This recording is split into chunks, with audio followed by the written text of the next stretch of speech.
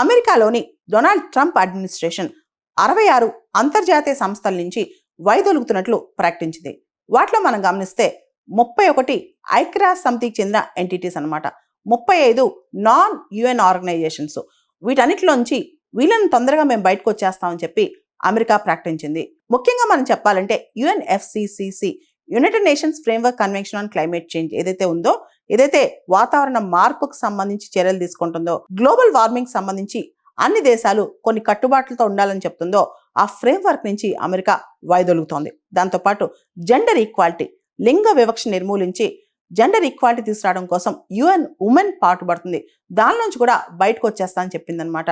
దాంతోపాటు UNFPA, United Nations Population Fund కావచ్చు, International Union for Conservation of Nature IUCN నుంచి కావచ్చు, యుఎన్ హ్యాబిటాట్ నుంచి కావచ్చు, UN Conference on Trade and Development UNCTAD నుంచి కావచ్చు, వీటన్నిటిలోంచి బయటకు వచ్చేస్తామని చెప్తుంది అనమాట.